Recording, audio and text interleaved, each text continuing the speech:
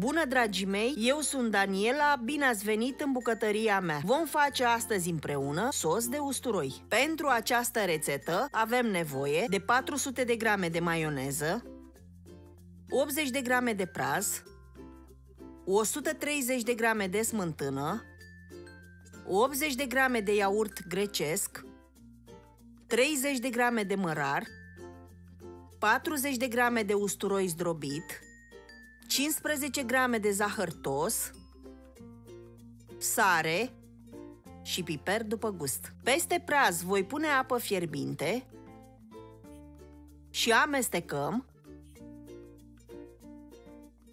și lăsăm prazul pentru 20 de minute să se opărească. Peste maioneză voi pune mărarul tocat, adăugăm prazul opărit și scurs bine de apă, usturoiul, zahărul, iaurtul, voi pune și smântâna, iar la final sare și piper după gust. Amestecăm totul foarte bine.